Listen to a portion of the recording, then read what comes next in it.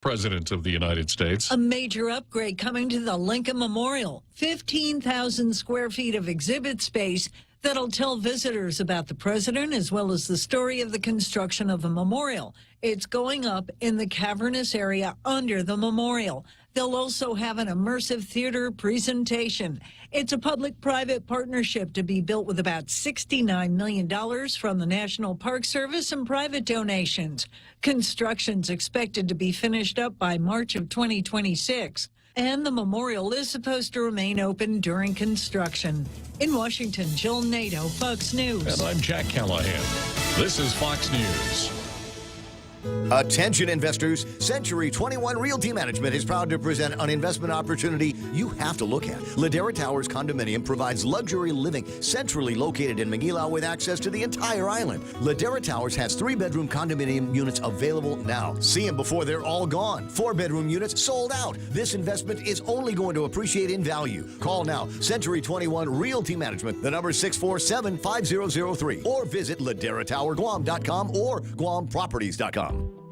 Listen to The Point anytime, anywhere on Odyssey. Odyssey is your new audio home for all the music, news, sports, and podcasts that matter to you. Find your favorite stations like The Point and discover more.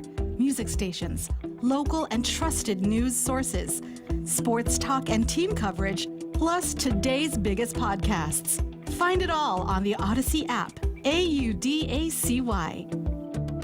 This spring, shop on over to the Micronesia Mall and enter to win. Redeem receipts totaling $10 or more. Scratch for a chance at instant prizes from Burger King or Foot Locker. Or receive a grand prize entry form for a drawing on May 6th for a chance to win a new Toyota Tacoma 4x4 SR5 off-road package with lift kit from Atkins Kroll Toyota. 10 lucky runners-up will get $250 gift certificates from Goodwin Travel and Tour for tickets to Philippine Airlines. Shop more, win more at the Micronesia Mall. Follow us on Facebook and Instagram for more.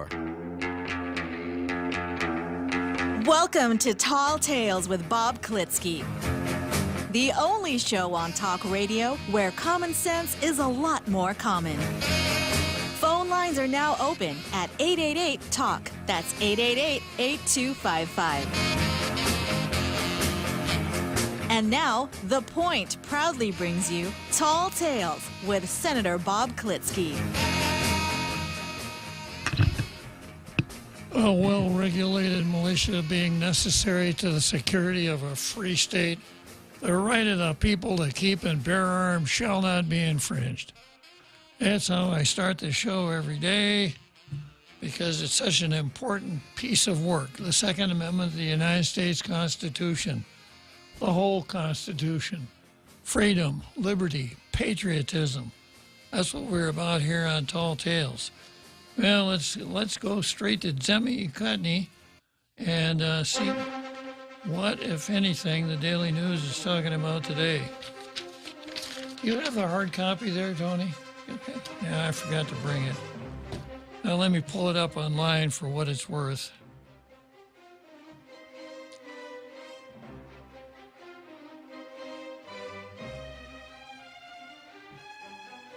Yeah, I printed it out, but just didn't put it in my bag this afternoon, so I'll pull up the online edition.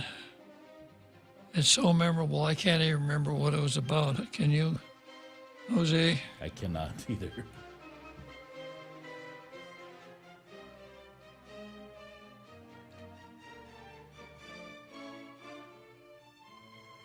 Oh, yeah.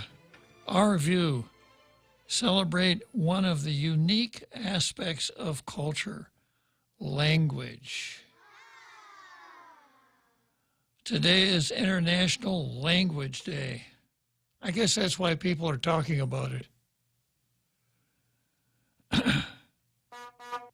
Today is Internet, and the idea of it is to, yes, celebrate languages. The holiday was an initiative of Bangladesh, which was then approved by UNESCO in 1999. International Language Day has been observed since 2000. According to UNESCO, cultural and linguistic diversity is important for sustainable societies. UNESCO believes preserving differences in cultures and languages fosters tolerance and respect for others. Doesn't work for Hope Cristobal, does it? No. For anyone who speaks more than just their native tongue, Americans can't even speak their native tongue anymore because they don't know how to use the pronouns anymore. They understand that speaking another language is more than just being able to communicate with others. Language itself opens the door to the specific culture to which the language is tied. Unfortunately, linguistic diversity is increasingly threatened as more and more languages disappear. According to UNESCO, I always pay so much attention to I think UNESCO has about as much credibility as the stuff you see scratched on the men's room wall in an airport. The concern applies here in Guam. The biggest factor of all, centuries of colonization. Of course, centuries of colonization, Jose. That's why there aren't so many people speaking Chamorro right now. In 1917, the Navy banned Chamorro in schools and public places. And after the Second World War, children were not allowed to learn Chamorro because it might limit their opportunities for the future. See, right there, that's the disinformation right there. Mm-hmm. The first part, okay, the U.S. Navy banned Chamorro in schools, but it didn't ban it in the households. Absolutely. You know who banned it in the households? The parents. Yeah. Now, if you really want the facts, here are the facts. Guam was under military rule for 52 years, basically martial law. Did the Chamorro language thrive during that period of time? You better Hong Kong believe it. Over 3 years of Japanese occupation. Did the Chamorro language make it? Yes, sir. After that, up through the Organic Act, were people still speaking Chamorro? Yes, they were.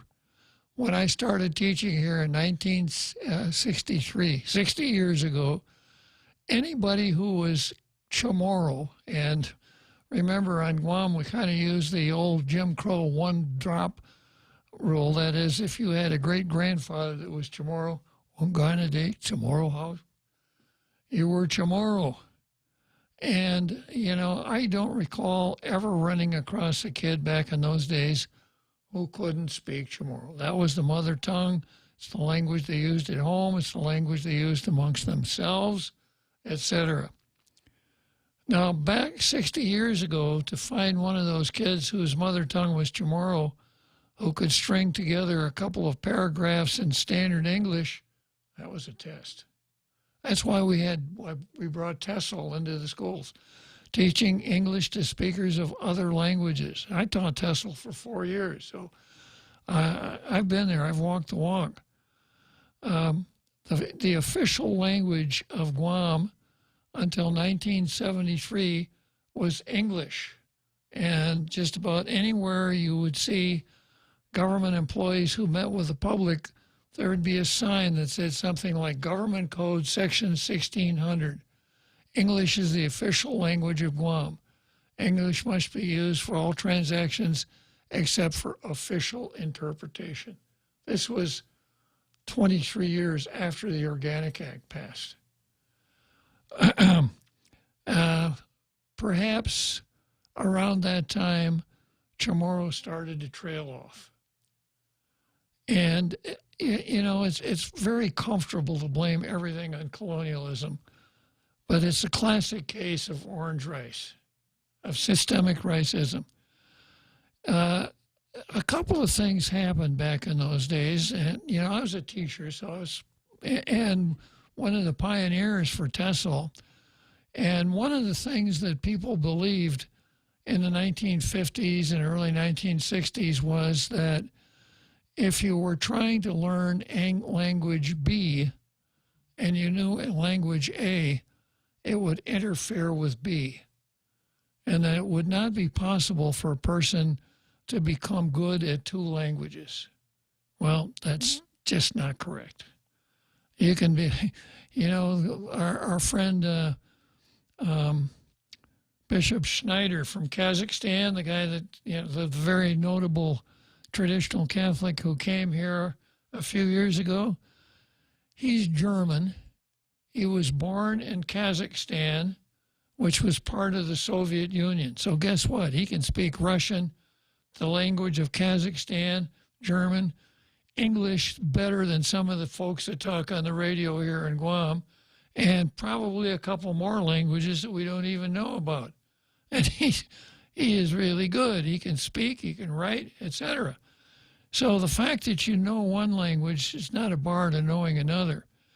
Now, the unfortunate thing is that the older you get, the harder it is to learn another language. I didn't start with Fino Chamorro until I was 24. It was too late.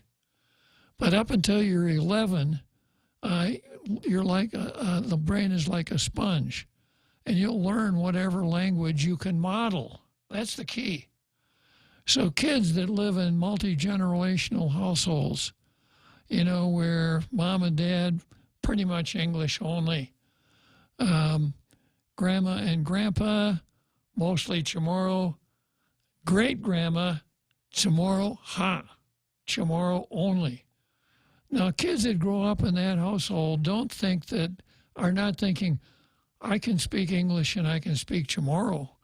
Their thought process is, I talk to great-grandma differently than I talk to mom and dad. That's how their minds work. And for them, it's a seamless web. They can go back and forth from one to another. Travel in Europe, and you see how this works. Go take a cruise on a European cruise line like MSC, Mediterranean Sea Cruises, and go to the floor show. And the MC is up there reeling things off in English, French, Spanish, Portuguese, and let's see, English, French, Spanish, Portuguese. Yeah, 4 languages, just like that.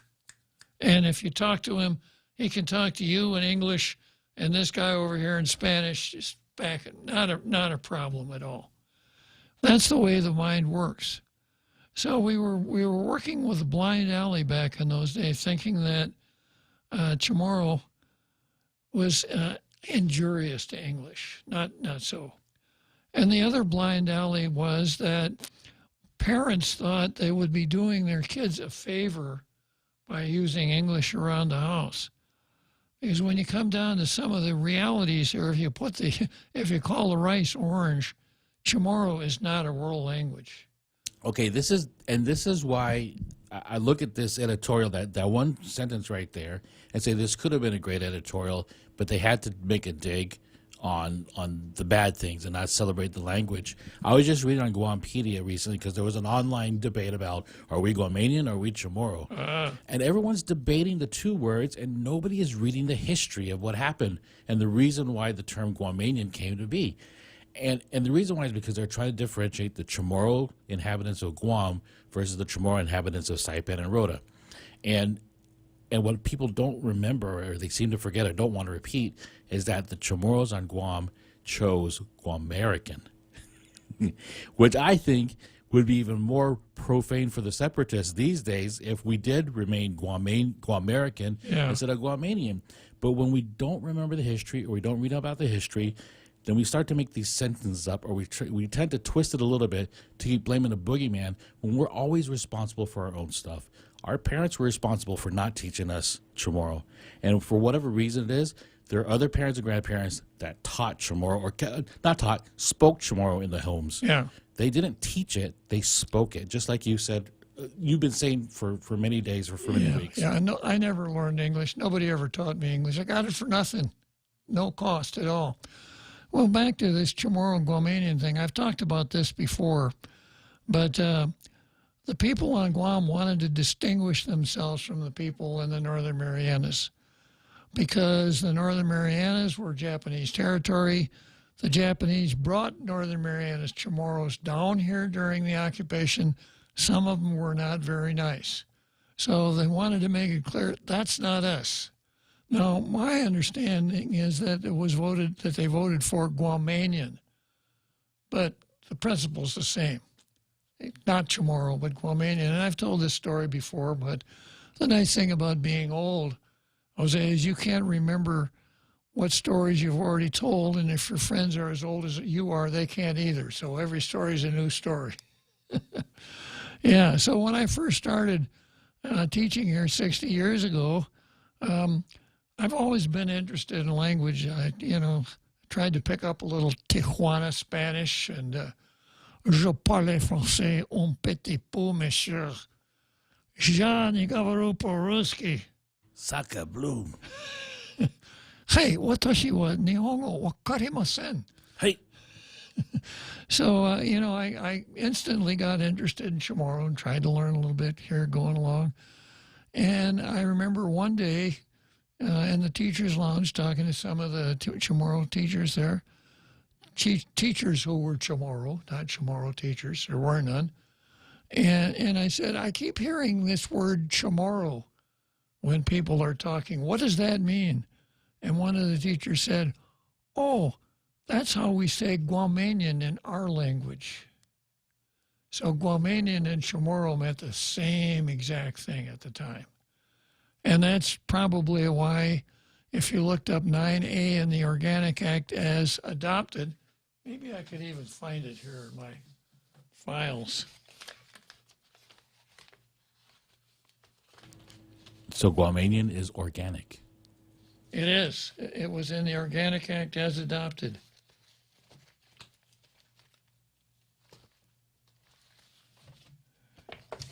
Yeah, of course I can't find it, but what it says, paraphrasing, it says that the legislature shall establish a merit system, and to the extent possible, preference shall be given for employment and training opportunities to Guamanians. Now, at that time, what it meant was Chamorros. It wouldn't mean the same thing today.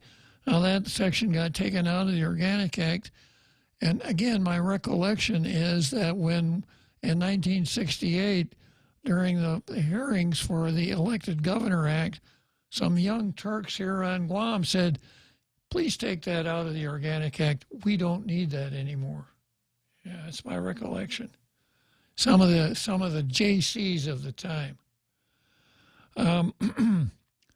But Chamorro, the ability of the language to survive, if languages have that ability, was fine right on down to kind of the modern era. When back in the day when we in 1950 we had one radio station that went off at midnight, KUAM, and it even had one or two programs that was worth listening to. But in the 70s, I think is when we really started seeing the trail off. Now, I got to go back again to the earlier era. A lot of parents thought that they would be doing the kids a favor by not speaking Chamorro in the home, by speaking English, for the reasons that I mentioned. They thought that if the kids were exposed to English and Chamorro, they wouldn't be able to learn English. And they thought that, English being a world language, the kids would be better off learning English. Well, Chamorro is not a world language. Spanish is. You can you go around the world and you ride trains no matter where you are in Europe, and there'll be no smoking signs in Spanish. And of course, in the United States, a lot of times I rent a car in L.A. and drive across California, Arizona, Texas, New Mexico. And if I'm lucky enough to get a car with a really, really good radio, good reception, sometimes I can actually pull in an English language radio station in the southwestern part of the U.S. That's amazing, isn't it? It is. Other than that, it's all Spanish. And I mentioned this before, how deficient the schools in Kentucky and Tennessee are. You stayed in a couple of motels there a couple of years ago, a couple of hotels a couple of years ago, and you know what, Jose? The roommates couldn't speak Spanish. They weren't learning it. How in the hell are they ever going to go anywhere in that industry? But Chamorro is not a world language. English is. You know, in the 1970s, Chinese was pretty good if you want to go into the restaurant business.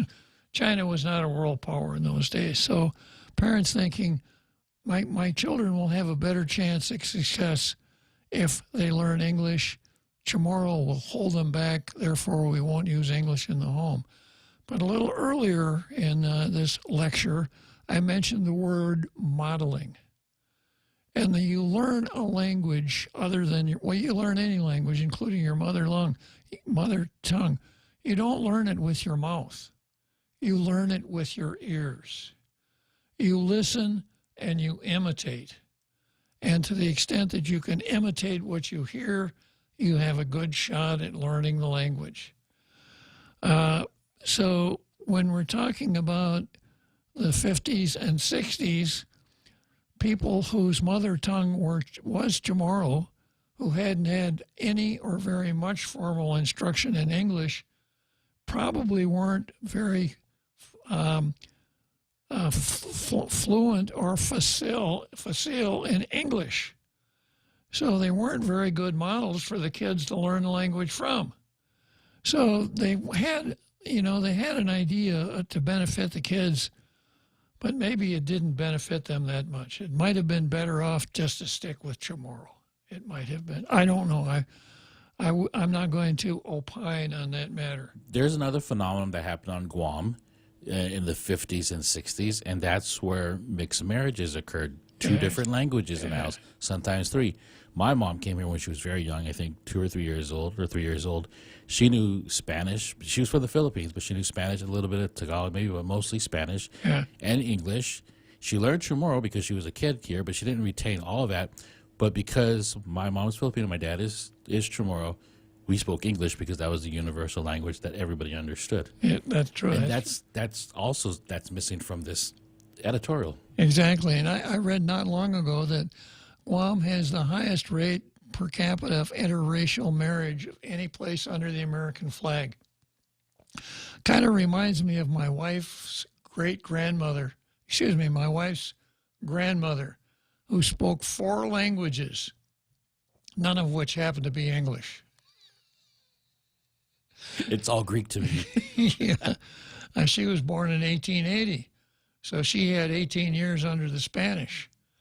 So, so this is not just that simple, blame it on the colonizers. Now, I have to have your permission to be a little self-laudatory here, Jose, because a group of teachers, palefaces at that, were the first ones to get the first olive out of the jar of the legitimatization of Chamorro. Because I mentioned the signs that you'd see in government building, English only except for official interpretation purposes. And teachers were told, kids don't speak anything but English, classroom, school, football games, whatever, and teachers are supposed to enforce it. I don't think anybody had the heart to enforce it, but we were supposed to. When we negotiated the first board union contract, one of our demands was to pull that thing out of the rules.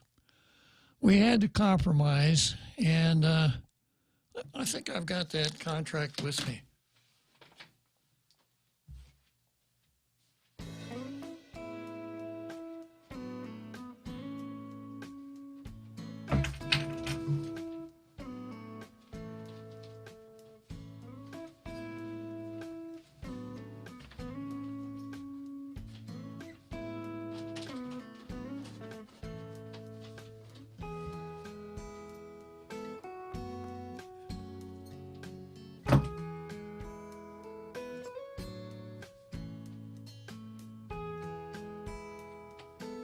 Here it is.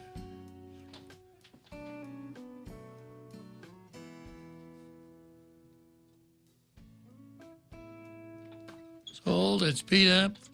2-year agreement between the Board of Education and the Guam Federation of Teachers, Local 1581 AFT.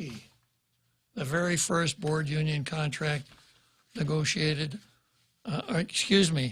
teachers union contract negotiated on Guam. And if you go to the signature page,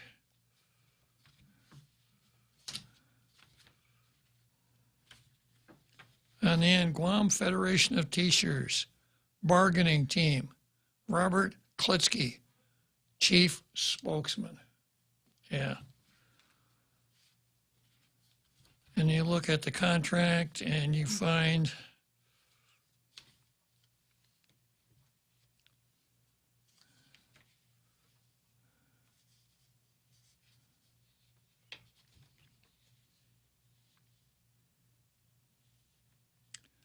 teachers shall be expected to speak English in the classroom, except where the use of other languages shall aid in the teaching process.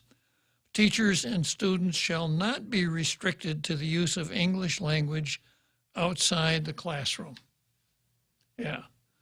And I can't tell you how hard we had to fight the Board of Education's negotiating team for that provision. Well, how are the kids going to learn, the same old stuff? What was the year again? 1970. Wow. Yeah. That's before I was born. Yeah. Before everybody was born, Jose. No, the island was almost completely deserted. And the board's negotiating chief spokesman, Gallo Camacho. So there you go. Frank Rivera was one of the negotiators. Chairman of the board was Fred Berdazzo. Yeah, so what we got was a compromise. We asked for more, as you always do when you negotiate. You don't make your final offer when you're buying a used car, right?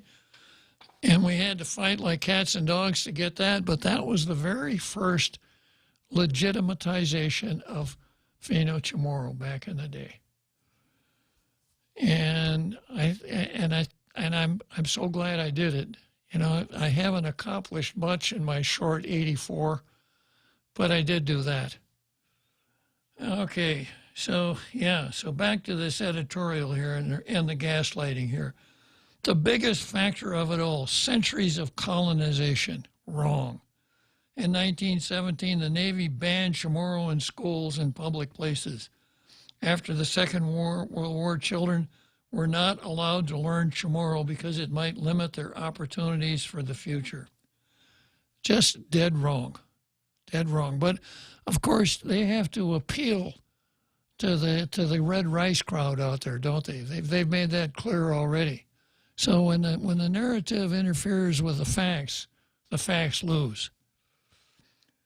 And we now have Chief Horao Academy, founded by Ana Maria Arceo back in 2005, which is the first full immersion Chamorro language program on Guam. The Academy's mission is to increase fluency and usage of Chamorro. The theme of this year's International Language Day is multilingual education, a necessity to transform education. I don't go along with that.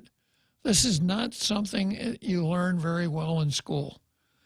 Here's an interesting little tidbit, Jose. You've heard of pidgin languages.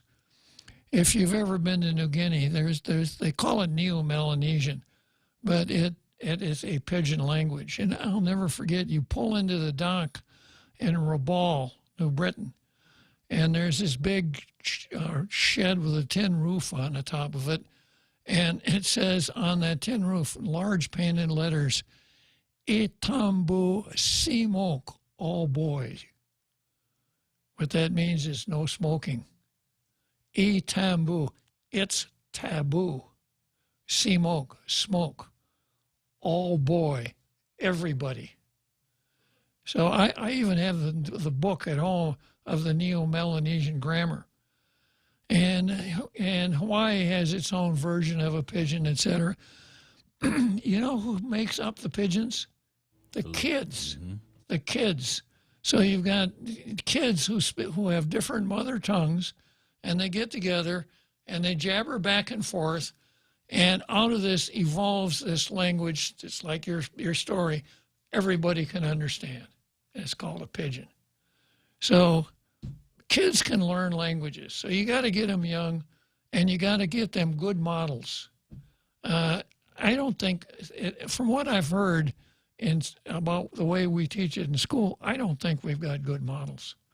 The way it should be done, in my humble estimation, is that you've got, let's say you've got math class, and you go from math to tomorrow, right? And the math teacher says, okay, let's not talk about long division anymore.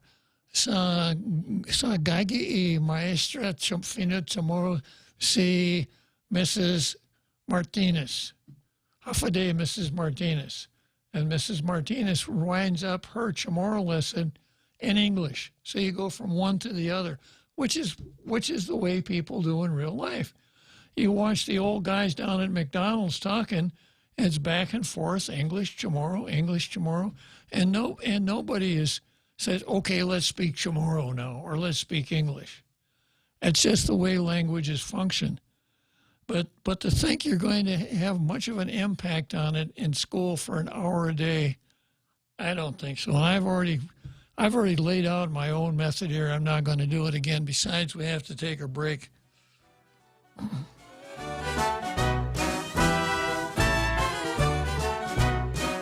Every company needs money to grow and take on the challenges 2023 will bring. That's why Bank Pacific's commercial loan officers stand ready to help you. We offer several programs tailored to assist companies to get to the next step or perhaps for a startup, including working with SBA or GITA. Now we're banking on the future.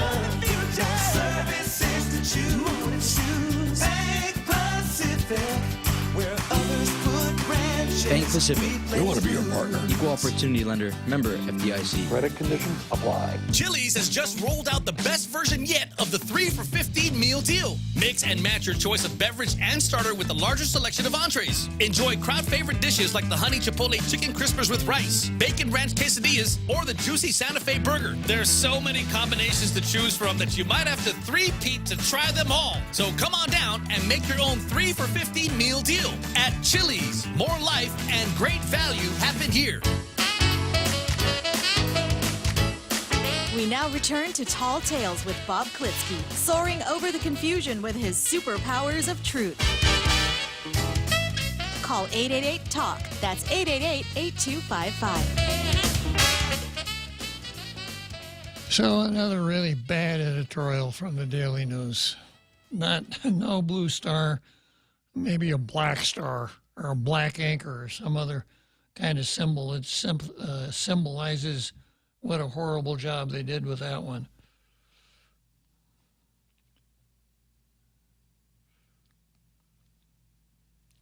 Okay, so let's take a peek at the card here.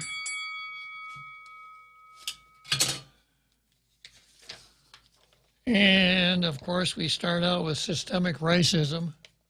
I suppose we already got into systemic racism there with the editorial.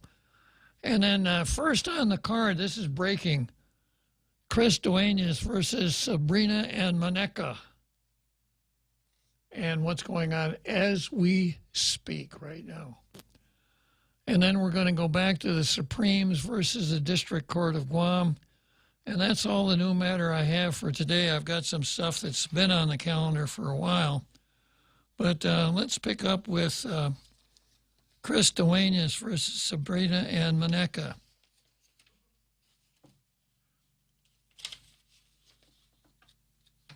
I'm going to start out with last night's KOAM news.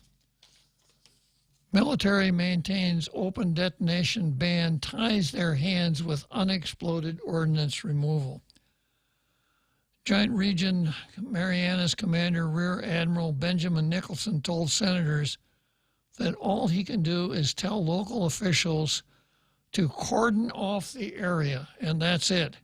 He claims that short of an appeal of I think they mean repeal, of Public Law 36-139, he cannot legally order emergency ordnance disposal technicians to take care of it. He got the word back from Washington. So if you think there's a bomb under the ground, go get yourself some Jersey Boneses and some red lanterns and cordon it off. The problem is legally, because of the confusion of the language, Sabina strikes again. our DOD lawyers have said, no, we have to stop. You can't do that, he said. So that's the bind that we're in. And that's why the words matter so much.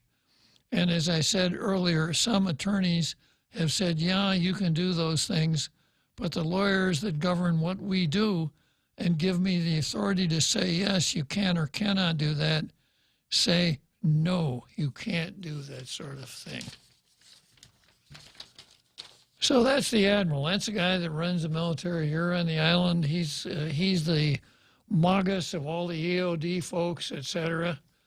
One who I think we can ordinarily rely on to give us a straight scoop. But those in support of Paris's bill, now you remember Sabina is Miss Anti-War. She belongs to that Women Against War movement and very active in the anti-war movement. But those in support of Paris's bill, like local activist group Protehe Latexan attorney Tian Chao from Earth Justice. Is that a village on Guam? Earth Justice. He's from Earth Justice. I suppose Maneka would like to change the name of her village. Population, just us. Gave a different interpretation. The military have been responding to emergencies and open detonations under the current detonation regulations as far as we know, and Bill 3537 doesn't change what is applicable come 8 days from now, Chow said. What's more, Guam EPA just said there's a compliance schedule being worked out. So where's the emergency situation is what we ask here. Now, I told you yesterday that EPA would take 3 years to come up with their regulation. Remember that? Nicholson recognizes the two various sets of opinions on the law and says more time is needed to fine-tune the language. It sounds reasonable, you know? But then Maneka Flores, a member of Protehe Latexan, asked senators to get a move on. This is not just going to impact every single person in this room. It's going to impact our children and grandchildren, she said. I just have to get back to this bill. That's why we asked respectfully Senator to move on this expeditiously. You know, and of course, Maneka, there are two Manekas, and both are the Westpac distributors of grievance politics. I'm sure they get up in the morning and look in the mirror and say, mirror, mirror on the wall, what am I going to bitch about after all? You know, and ask themselves, gosh, I got to have some grievance politics to play out. And, you know, I think it was Sabina who said, we got to remember who put all that ordinance here in the first place. You know, it was the U.S. during World War II. Should have just let the Japanese keep the place instead of dropping all those bombs on the island. So that's last night's KUAM News. Now, a breaking story in PDN. It just broke like 3 hours ago. Bill to amend open detonation ban ahead of EOD response cut off. And here's how it goes. Military emergency ordnance disposal teams will stop dealing with explosives unearthed on and off base in about a week's time unless the legislature does something about the ban on open detonation of hazardous waste that was passed in December. Lawmakers, the public, and military brass spent about 4 hours during a public hearing Thursday going legislation that would amend the ban, which is set to kick in on February 27. Ordnance from World War II that is unearthed in the community is exempted from the ban, but military officials say it's too unsafe for EOD teams in the middle of emergency response to verify how old a bond is. Paris's Bill 35 would expand the narrow exemption to allow EPA, Guam EPA, to determine what sorts of explosives can only be disposed of using open detonation. U.S. EPA also has technical issues with the ban that's currently in the law. Rear Admiral Benjamin Nicholson, commander of Joint Region Marianas, requested a number of amendments to the bill, including a buffer period of about 3 years to allow EPA to carve out new regulations. He also asked that a requirement in the bill that EOD teams get a permit whenever they respond be removed. Unfortunately, there are only 7 days remaining before the current laws goes into the effect. He said the time was too short to review the suggestions.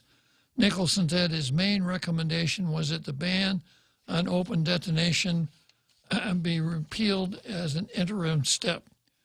Nicholson said he previously believed the Department of Defense could comply with the World War II requirement, but officials from D.C. informed him that he would have to halt EOD response entirely.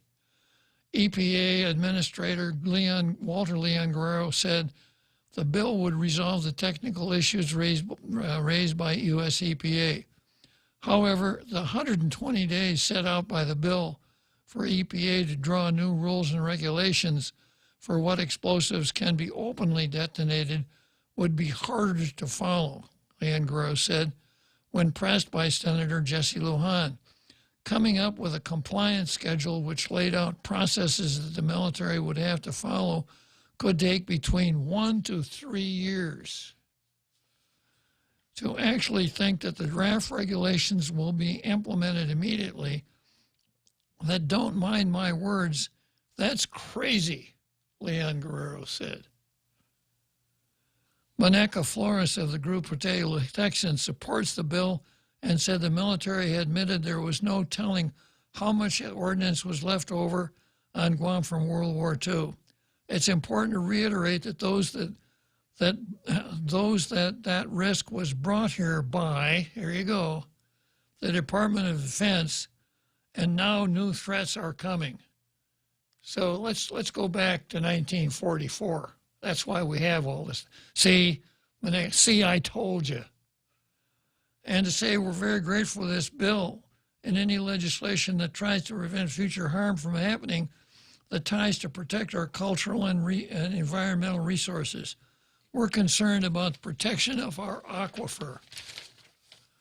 Yeah, and I just have to stop here and talk about how silly this is. Let's say you're walking down a street and unbeknownst to you, you're walking over the top of a 500-pound bomb. And that bomb detonates. And there's testimony in the record that these bombs can detonate on their own. There doesn't have to be a triggering event. They can just detonate on their own. And that bomb goes off and blows you to smithereens. How concerned are you going to be about the aquifer? Let's say that we're here in the studio, Jose, and there's a wastebasket right over here in the corner, right? And let's say for some reason the fire starts in the wastebasket, and I look up at the board up here and say, I got another 10 minutes till the next commercial. I can't leave my microphone for that fire in the wastebasket. It just doesn't make any sense. Some things are more urgent than others. If they had a time machine, they go back to 1943 and pass a law that says the U.S. can't bomb the island of Guam. Albeit that the Japanese have taken over and are torturing people and doing things. Yeah. But at least there's no bombs. At least there's no bombs. And we wouldn't have to worry about the aquifer 70 years later, right? Okay, let's take a short break here, Jose, and we'll come back to the breaking news. Always here to help you.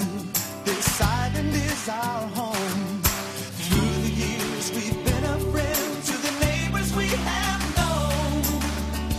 Now we're banking on the future. Services to choose. Bank Pacific, where others put branches, we place roots. Join us at Mezcla Chamorro Fusion Bistro and see why they've been crowned Guam's best Chamorro food restaurant for 9 consecutive years. Experience Chef Peter's candied salmon over scallion coconut rice, octopus tinactac, Chamorro platter, and their award-winning gourmet burgers. Or if you're looking for something healthy, try their keto-friendly menu. Come and enjoy Mezcla's half-a-day service at their Hagåtña location from 11 a.m. to 2 p.m. for lunch, 5:30 p.m. to 9 p.m. for dinner, or 10 a.m. to 2:30 p.m. for their famous Sunday brunch.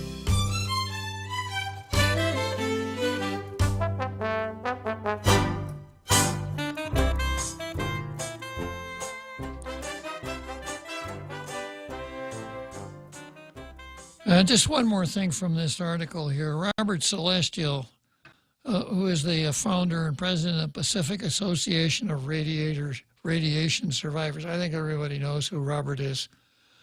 Read a lengthy testimony about Guam's military history of contaminating Guam residents with both nuclear fallout and Agent Orange. However, he said he had also been aided by military EOD teams when a bomb was found on his property in Dadido. He said the health and welfare of the community come first, and he hoped lawmakers and military officials could come to a solution as explosives needed to be treated. Even Robert Celestial he's got more sense than Sabina does. Okay, here's the breaking news. This is in the Daily News. Emergency session called on bill to reverse open detonation ban. With the ban on open detonation possibly halting emergency ordnance disposal for Guam in less than a week, the legislature will convene an emergency session at 4:30 p.m. today to consider reversing the ban. Rear Admiral Benjamin Nicholson has said that the ban meant to prevent environmental contamination is too restrictive and prevents military explosive ordnance teams from legally carrying out their job. The ban is set to kick in on February 27. Senator Quest Duenas on Monday afternoon filed a measure to repeal the ban, Bill 52. Ray picked it up this morning. According to a release from Duenas' office, he also made a request for an emergency session to Vice Speaker Tina Munga Barnes, who is the acting legislative speaker as of Tuesday. Barnes certified the existence of an emergency around 12:30 p.m.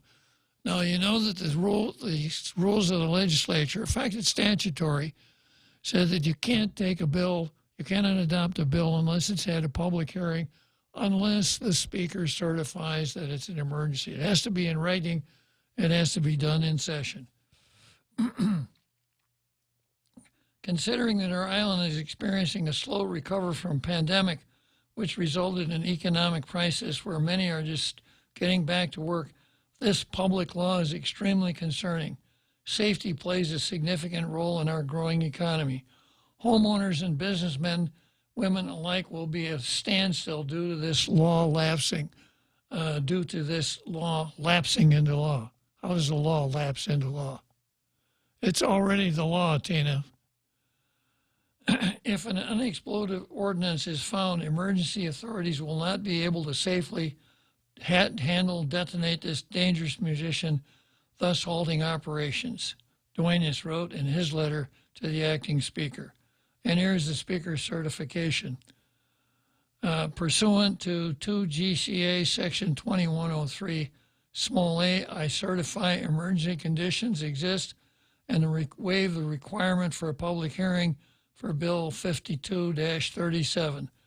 Notwithstanding Section 604D1, the committee report is waived for Bill 5237. So there you have it. So they're talking about it right now. So I wonder if this would serve as a wake-up call, at least for Ms. Subpoena Paris, if not for all of the rest of them. You rush into these virtue signaling bills, and somehow you get it passed, and the governor signs it, and then you have an oh shucks moment. You know, when someone who is paying attention comes along and says, you know, this is what's going to happen. when that bill becomes effective. Now, the Admiral has said more than once that he regretted that no one approached him to talk about it before the bill was introduced, passed, and signed into law. And when the bill passed, I wondered how our Republican friends went along with it. Maybe they'll explain that to us someday. It was not a good idea, not good at all. And then when it lay before the governor, I said, Governor, this would be a great place for you to exercise your veto power. It will do two things. One, it will end the insanity of this bill. And two, it will send a message to the Admiral and to the military community in general that they can work with you. And perhaps make them much more willing to work with you on other matters. The governor signed it, and Chris had the courage to come along and do what's right. And hooray for Tina. I wonder what Therese would have done if she were the speaker. Hooray for Tina, letting it go forward. So we may very well find out before the show's over. Well, there's a second thing that I got to applaud the acting speaker for, and that's refusing to put Senator Perez's other new bill in there, that one that just amends the current law. Exactly. Yeah. So that's not getting read. That's right. Yeah, we're going straight to the solution of the problem, not to the compounding of the problem. Exactly, Jose. Okay, just a few minutes before the big halftime show here. No hope. There's no hope today, Jose. I think once a week is probably all we could stand of hope, don't you? So let me see what we got in Facebook comments here, and then we'll go to the next item on the card after the show. So I got Rico Blancafor and Lonnie Salas. Good afternoon, Lonnie. James Bondo. I wonder if he's a body man, Jose. If you happen to have a dent in your car, call up. He'll repair it. Call up James Bondo. He'll stir it, not shake it. And we've got David Duenas.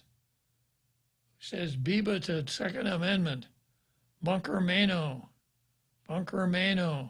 Scene 1, take 2. Tom Mendiola. Tom Mendiola says if it's common sense, call it common sense. How many balloons must float over the U.S. before Biden shoots them down?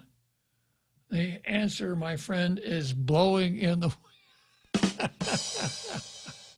Very good, Tom. Ladies and gentlemen, Tom Dillon. Uh-huh. And then we've got Bunker Mano. We can learn any language. Kids can learn any language or multiple languages. No question about it. And Lonnie Salas. Thank you, Jose. And, hey, the legendary Troy Torres is with us this afternoon. Good afternoon, Troy. And then we've got Bunker Mano. I grew up in a home. We spoke Chamorro to each other. I learned English in school. And let's see, Mark Anthony, Bunker Mano. Don't touch my mustache. He's relating to my little bit of Japanese. Watashi wa nihongo wakarimasu. Watashi wa nihongo wakarimasen, which means I don't understand Japanese. To which the other person would say, arigatou gozaimasu. Thank you very much. To which I would say, don't touch my mustache. Do itashimashita. Yeah. All right. And then Bunker Mano, banned from speaking Chamorro in public places or schools. According to my grandfather, I had to abide by those rules long before I was born. They could speak at home, so it never died out until the 70s or 80s. So, you know, that didn't have any effect on it. It didn't have any effect on anybody. That wasn't what caused it. Okay. Let me see if I think I can work another Joe in here quickly. Go ahead, another Joe.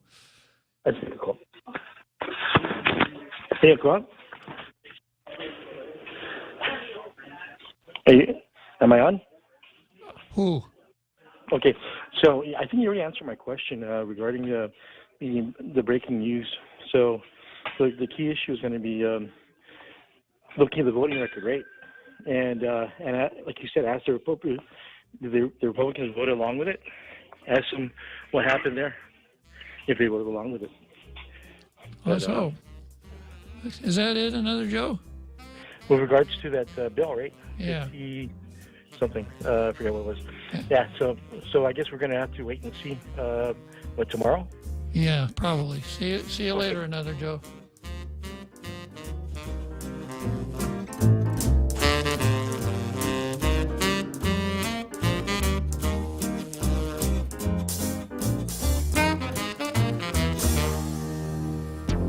The Point is KUSG, Hagåtña, Guam, 93.3 FM and 104.3 HD3. Marking a year, I'm Jack Callahan, Fox News. President Biden to speak in Poland Tuesday, just 3 days shy of the one-year anniversary of Russia's invasion of neighboring Ukraine. In a secret trip to Kyiv on Monday, the president promised even more aid to defeat the Russians. We know that there'll be very difficult days and weeks and years ahead. But Russia's aim was to wipe Ukraine off the map. Putin's war of conquest is failing. Russia's President Putin will address his country's mostly symbolic legislature on Tuesday about what he calls the special military operation.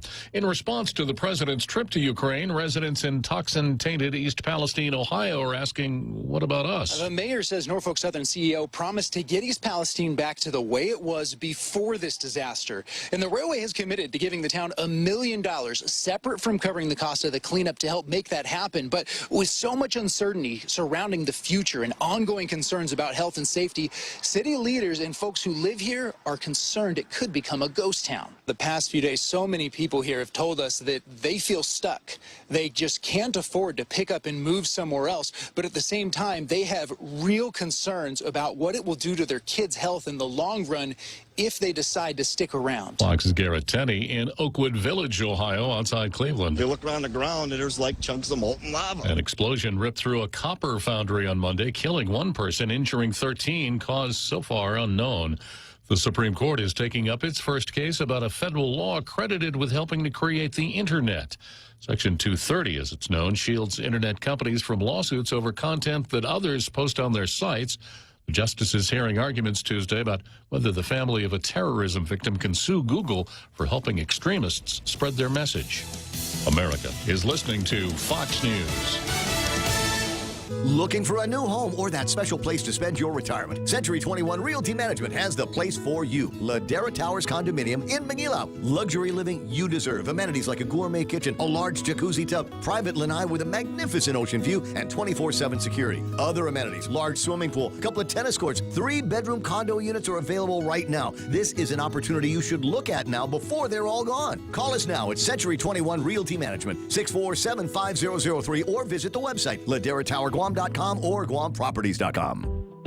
Listen to The Point anytime, anywhere on Odyssey. Odyssey is your new audio home for all the music, news, sports, and podcasts that matter to you. Find your favorite stations like The Point and discover more.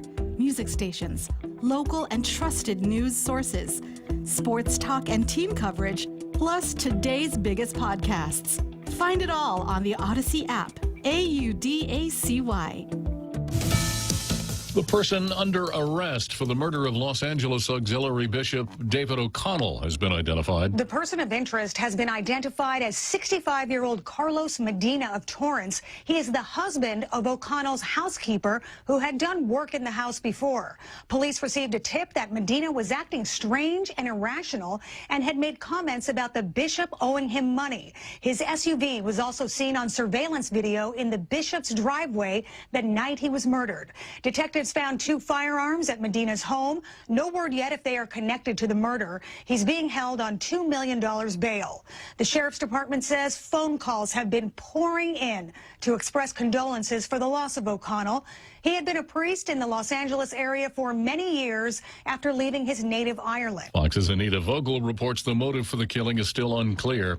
Hundreds of rescuers in Brazil are searching for survivors of landslides and flooding that have killed at least 36 people along the coast of the country's southern state of Sao Paulo, following a huge weekend downpour. Another earthquake in Turkey, toppling buildings damaged in the devastating earthquake 2 weeks ago. 3 people killed in Monday's 6.4 magnitude quake. The Food and Drug Administration taking to social media to combat what it calls medical misinformation. Under FDA Commissioner Dr. Robert Califf, the agency has begun using Instagram memes, YouTube videos, and other online tools to try and debunk myths about COVID vaccines and other medical products. It's an unlikely role for the 100-year-old agency, which has never been known for its communication skills. But Califf claims the growing tide of health misinformation demands a response from his regulators.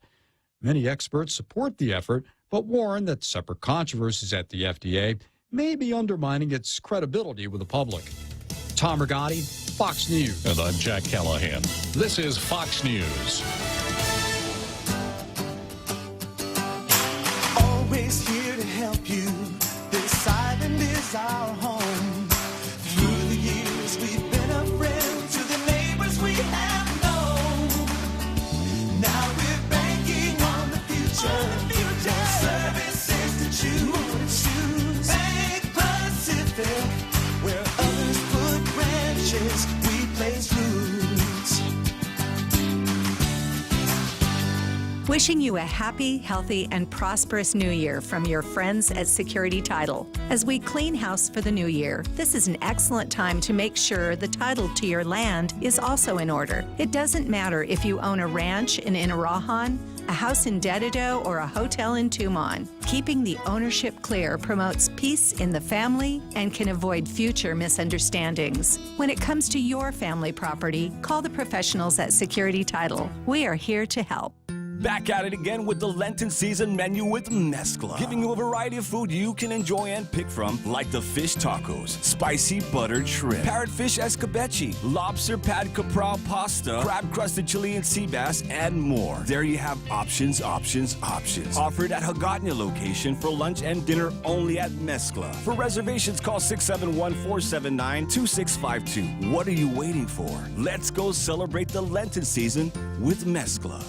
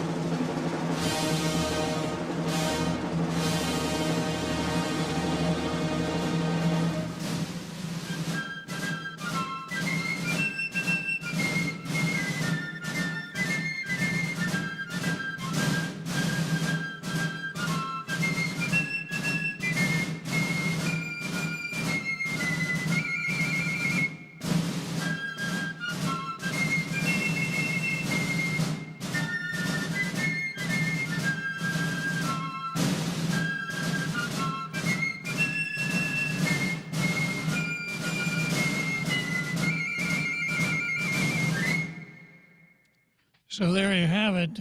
Tell them again, Jose. Seems to be working. I see a couple new faces on there. There are, and it's growing every day. And you too could be included in the Tall Tales Row Gallery by pointing your browser to thepoint.gu, the official browser of this radio station, and click on the T-shirt with the beard. It'll take you to the purveyor. Order your T-shirt. When it arrives, put it on, take a selfie, and send that selfie to the Points WhatsApp at 671-797-8255, and you can see yourself in the Rogues Gallery pretty soon. A person doesn't have to grow a beard in order to be on Rogues Gallery, does he, Jose? No, but they will look sharp. If they grow a beard. Sans the females. Uh-huh. Okay. So back to the show here, second half of Tall Tales, and I found that section of the Organic Act that I couldn't find a minute ago. So let me read it, talking about Guamanian and Chamorro. This is Section 9 of the Organic Act as it was adopted back in 1950. The governor shall accept as otherwise provided in this act or the laws of Guam, appoint by and with the advice and consent of the legislature all heads of executive agencies and instrumentalities, and making appointments and promotions, preferences shall be given to qualified persons of Guamanian ancestry. Preferences. With a view to ensuring the fullest participation by Guamanians in the government of Guam, opportunities for higher education, in-service and in-service training facilities shall be provided to qualified persons of Guamanian ancestry. So there you have it. And that at 1950, that meant people of Chamorro descent. Interesting that in all of the talk about the plebiscite, etc., and native inhabitants, no one ever raised this argument. And there's a really good argument there, because if you read the Treaty of Paris, which I probably can't find either,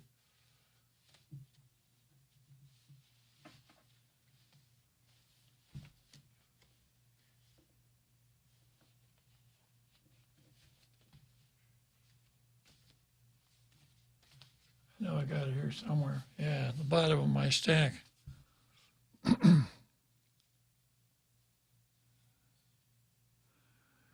Article 9 of the Treaty of Paris, the last section says, the civil rights and political status of the native inhabitants of the territories hereby ceded to the United States shall be determined by the Congress. Native inhabitants. So in the Treaty of Paris, the idea of native inhabitants was recognized. So you read that, and then fast forward to 1950 in the Organic Act, people of Guamanian descent. I think you could make a pretty good Morton versus Mancari type of argument. I'm not going to go into that, but that dealt with Indians working for U.S. government in the Bureau of Indian Affairs and preferences. But it was determined that it was a political rather than a racial undertaking. But no one ever picked up on that Section 9A argument. Strange. And nobody asked me, needless to say, nobody asked me because, hell, I'm just a colonizer. What would I know about anything, right? Okay, yesterday we spent a fair amount of time on the Guam Supreme Court seeks feedback on local abortion ban. And I spent a lot of time explaining the legal complexities here, what the term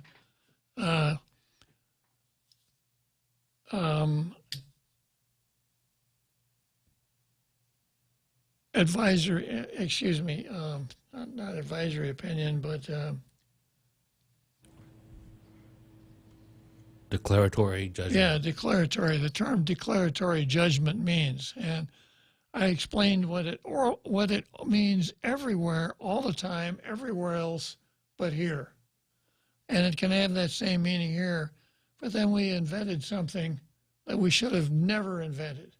And that is we allow our Supreme Court to enter what are called declaratory judgments. Now, one thing I didn't mention yesterday, that these so-called declaratory judgments really aren't judgments. Because if you have a judgment from the court, there are ways you can get enforcement of the judgment. If you have a money judgment and the debtor won't pay against the judgment, you can get a writ of execution, and you can take his property and sell the property to get the money. If you have an injunction against someone and someone disobeys the injunction, under the right circumstances, the marshal can go out, put him under arrest, and throw him in the pokey. That's what a judgment means. A judgment, a declaratory judgment from the Supreme Court is not enforceable. There's nothing you can do with it. Now, you'll recall when we had this kerfuffle a few years ago when we found out that a bill can pass the legislature with fewer than 8 votes, because a bill, in order to pass the legislature,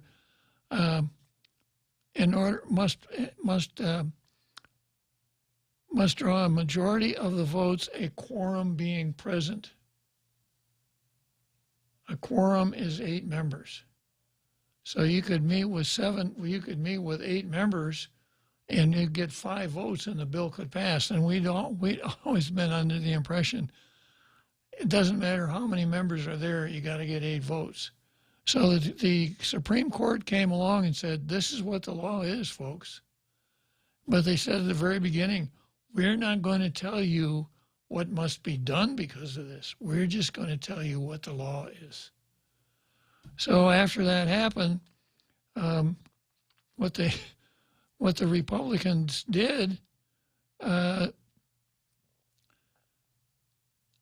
see, what did happen? Okay, the bill was never transmitted to the executive.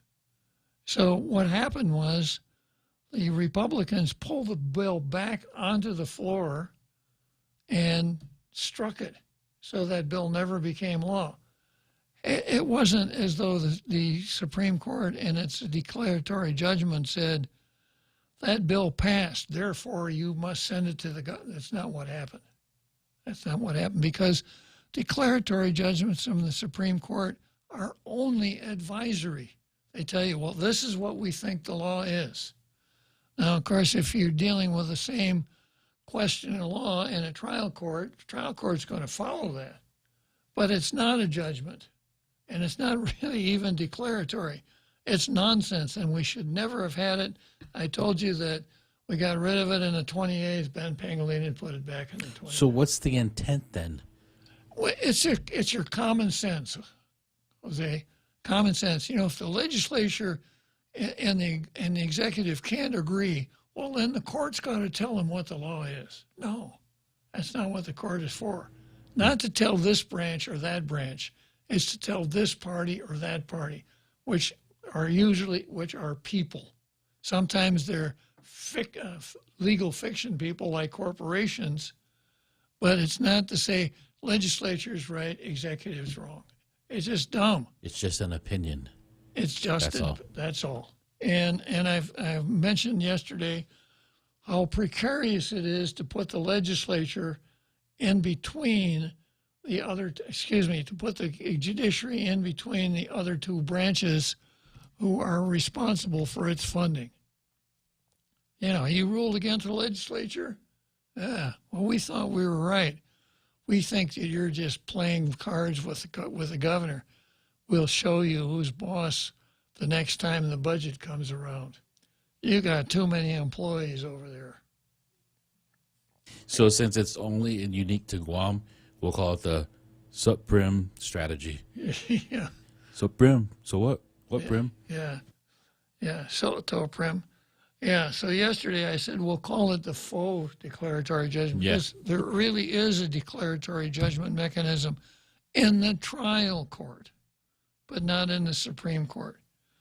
So I outlined how yesterday we have a district court of Guam, a federal court, that is right now entertaining a motion to dissolve the injunction banning the enforcement of Bell's Law. And if the district court does not dissolve the injunction, there's nothing for the Supreme Court to decide. Bell's Law goes away. There's no point in doing it.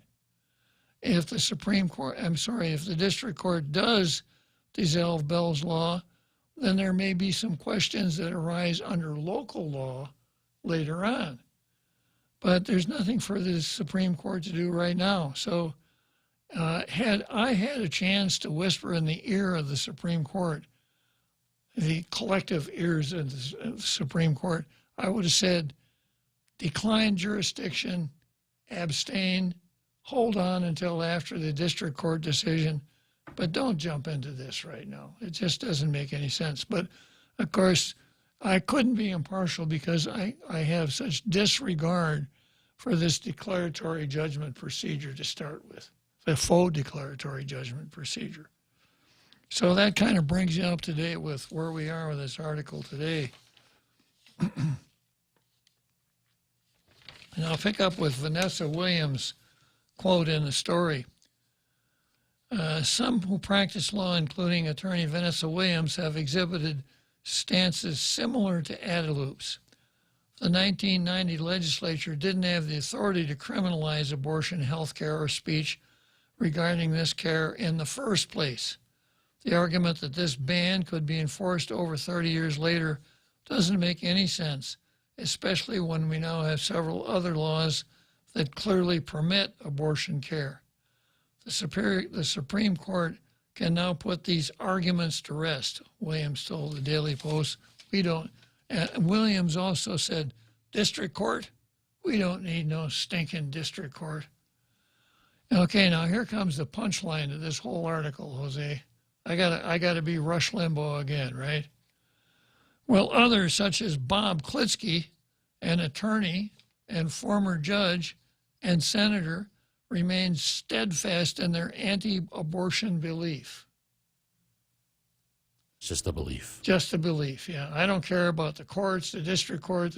I don't have any opinion on that. Bob, what do you think about the Supreme Court of Guam? I'm against abortion, right? His weekday radio talk show frequently covers legal and policy updates on abortion nationally and locally. That's true. Klitzkie told the Post residents should not be surprised if he ends up filing an amicus brief in support of the local abortion ban. Don't be surprised, Jose. Of course, I suspect, how long have we been working together now? 2 years? It's almost 2, yeah. Yeah. I get a feeling by now probably nothing I do or say surprises you. Well, that was kind of foreshadowing, an obvious foreshadowing there. But no, we're not surprised. But also advocated for, let's see, Klitzkie told the Post residents should not be surprised if he ends up filing an amicus brief in support of the local abortion ban, but also advocated for those who oppose abortion not to just involve themselves in the Supreme Court case, but also to push lawmakers to pass legislation to settle the matter. You know, we've asked for something. For 49 years, we've been sitting around like this. You know, the Supreme Court should have never stuck its nose into this in the first place. This is a matter of state law. There aren't, you know, this is not a national criminal law matter. Let the states decide it, because if we could decide it here, our own legislature could decide it, and then we could testify, we could lobby, we could do all kinds of things to get the result we want. That's what we've been praying for 49 years. Well, guess what? Last June, your prayers were answered. And what are people very prone to doing now? Sitting down. Sitting down. Well, I just wanted to wait.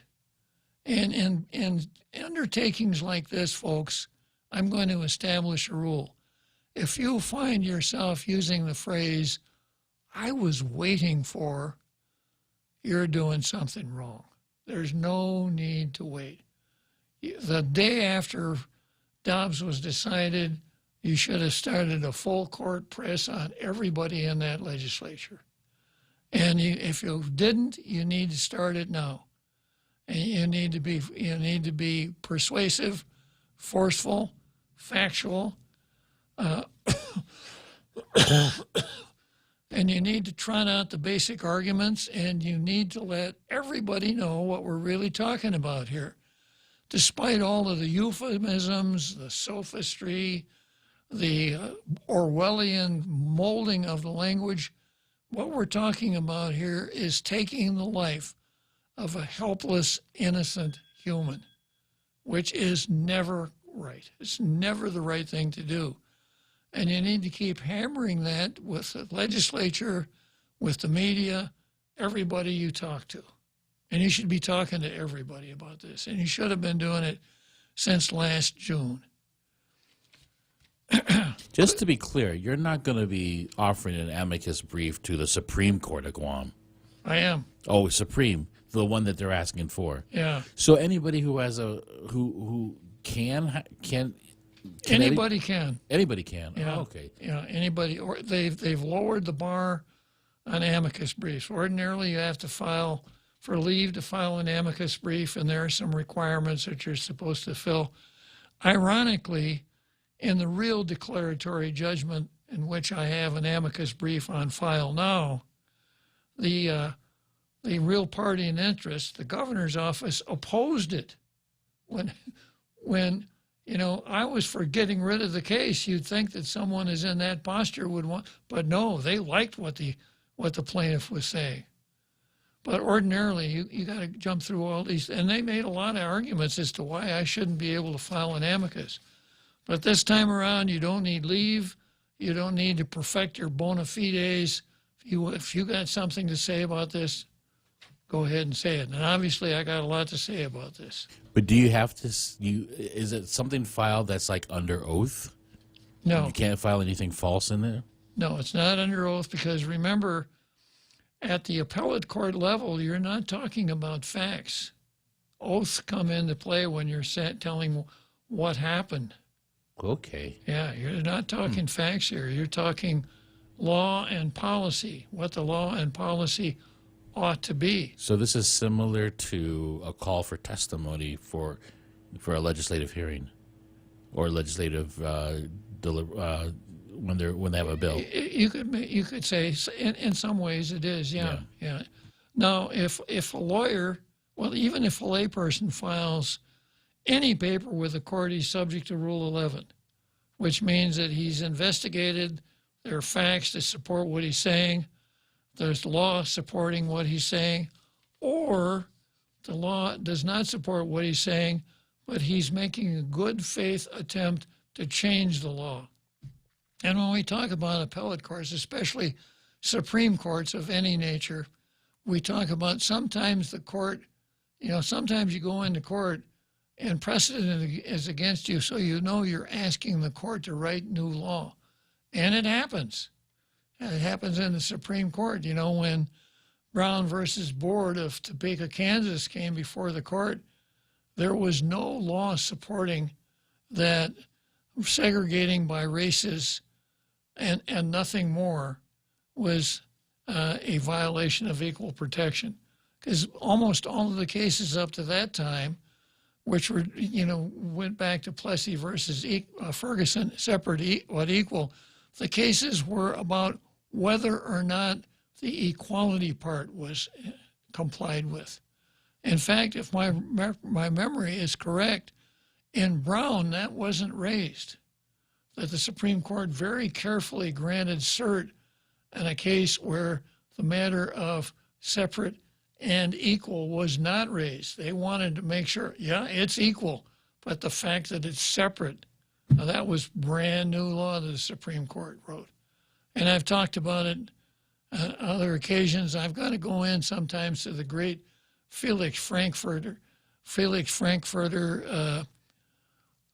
what's his name, Elman hoax that they pulled on the Supreme Court, for which they both should have been disbarred or perhaps prosecuted, but all that'll wait for another day. Okay, going back to my favorite character in this whole article here, the first word of the next paragraph, Klitzkie. Klitzkie agreed, whether a new statute solidifies the ban or repeals it, senatorial action could render the case moot. I don't understand why people who are committed to either part of the issue would wait for the courts. That's how we got in this mess in the first place, when the judiciary stuck its nose into something where it didn't belong. He said, adding that in his opinion, lobbying the legislature should have started yesterday. He also questioned the local court taking up the case now when another legal matter on Guam's abortion ban is pending before the Ninth Circuit Court of Appeals, which he argued may have primary jurisdiction over the matter. The Supreme Court could have easily declined jurisdiction or abstained, since what a federal court judge does could well moot out what the Guam Supreme Court sets out to do. In the meantime, lawmakers could and should take up the issue through legislation, Klitzkie stressed. As part of the Supreme Court's effort to prepare for the matter, the legislature was invited to join the case as a respondent. Now, you see how cockeyed this is? So we're asking the legislature, you come in the court here and tell us what the law is, you guys who make the law, who made that law, who could solve this without a judge banging his gavel once. It just makes no sense. It's like you're looking at a wiring diagram and you've hooked up the battery to the antenna, right? It just makes no sense at all. You're pouring, you pull into the gas station and you take your radiator cap off and you fill the radiator with gasoline. It just doesn't, it's not how the system is designed. The Daily Post reached out to Senators Chris Duenas and Frank Bloss Jr. on the matter. Duenas deferred to the AG's position as it is with Moylan's office and is legal in nature. Come on, Chris. Bloss shared his personal view, which he stressed was not a reflection of the legislative body. The governor is obviously exercising her right to get with the courts so the courts can make the determination on the validity and the way forward with regard to this issue of the abortion. Not according to me. No. Wrong. Yeah. The minority leader said he also understands other cases, including the landmark Dobbs versus Jackson's Women's Health Organization decision from the U.S. Supreme Court, will have an effect on the 1990 law, often cited under the name of its author, the late former Elizabeth Bell Areola. In that law, the legislature at the time felt that they were in the right to be able to pass legislation and to deliberate and work on the legislation. I can't speak on the research or the discussions that the body went back on in 1990. You should have just stopped after saying I can't speak, because you haven't said anything yet, Senator Bloss. That was way before my time. Obviously, once they passed it, there was some contention to it, other than it could be enforced at the time. There was really no ruling, as was challenged by the governor being unconstitutional. That had not been determined. Little word salad there. Bloss recognized that the overturned Roe v. Wade decision left many jurisdictions, including Guam, to make the determination locally on abortion law. In Guam's case, the issue is now before the court, only because you haven't taken it up, minority leader. First off, whether it still holds water. I guess we're back to the lens now, Jose. If it does or doesn't, are there any steps that need to be taken? I felt that let's make this first. Obviously, the AG is filed in court so that there's clarity.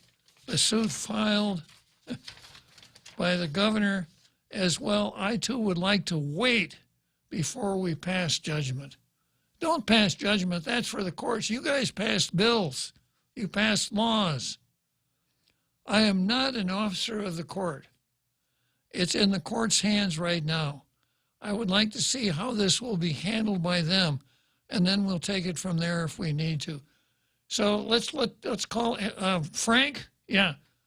Hello, Frank. Yeah, Bob here. Yeah.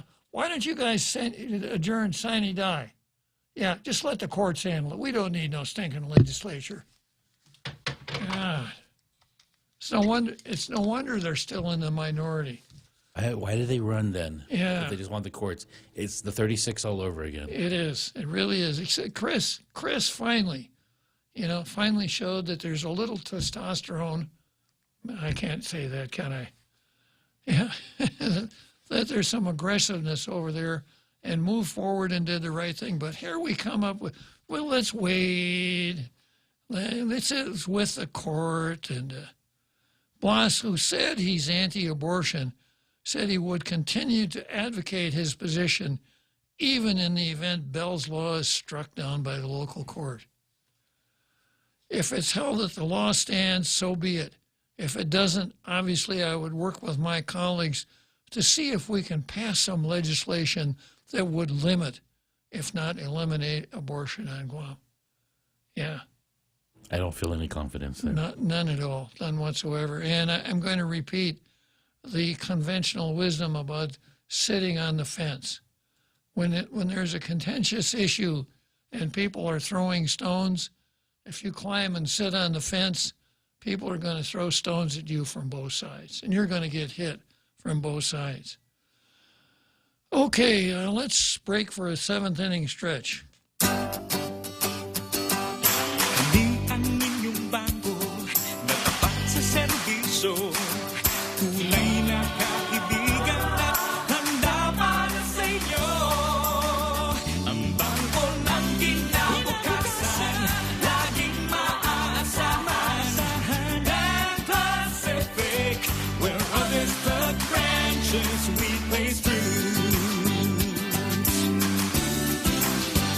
All three stations, all three morning shows. Thanks to all the listeners for Pica's Best, Choice Broadcasting has swept the top three best radio stations. The Point, Boss 104, and Star 101. Top three radio personalities, Kyle Mandapat, Ray Gibson, and Daryl Lizava. Put the power of Pica's Best to work for you. If you're an advertiser, call 671-888-7346 for information, rates, and packages. And let us get your message out to Pica's Best listeners with Pica's Best Broadcasters. And thanks for listening to Pica's Best.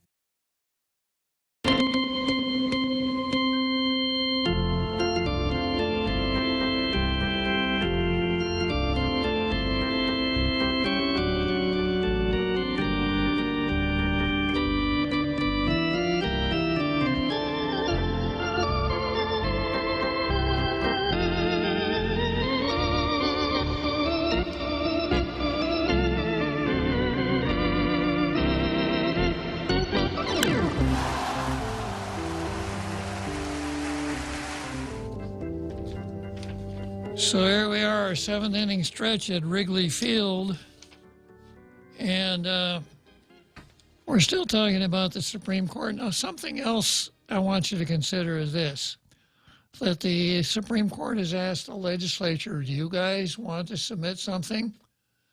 So before the legislature submits anything, of course, the legislature has to decide whether or not it wants to submit. And how will that be done? A resolution. So I suspect that the Democrats will introduce their resolution. I don't think the Republicans will, because they just want to wait and see, right? So when it comes to voting, how many Democrats are there? There are 9 Democrats and 6 Republicans. Where are the anti-aborts? The Republican side, right? Yeah. So if the legislature decides to come in, it'll come in on the side of abortion, and it will be arrived in a political manner, not a judicial manner. Just one more frailty of this whole silly system that we've saddled ourselves with. But Senator Blas has found a way out. Yeah, I understand a dump truck was seen backing up to Senator Blas's office. Dump truck that had a full load of sand. And it dumped it right out behind Senator Blas's door. Senator Blas was out there seen with a shovel digging a hole and then measuring the depth of his head. Because he said, I got to prepare for these abortion decisions. Well, the Supreme Court will be hearing from elected officials. The justices also want to hear from those in the community who have legal arguments to provide in the case. Individuals who wish to be heard are invited to serve and file their briefs on the appropriate date below. The court's deadlines to submit briefs, including amicus briefs, are Governor March 10, supporting the Governor March 17, Attorney General March 24, party supporting the Attorney General March 31, Governor's reply April 5. The Supreme Court has scheduled the matter for oral argument at 10 a.m. April 25 in the Manessa-Lohan Appellate Courtroom. Yeah. I guess the docket is empty. I guess. Nothing else to do. Nothing else to do. Yeah. Okay, so anybody who wants to talk about abortion, declaratory judgments, etc., this would be a real good time. I've kind of run to the end of my calendar today, but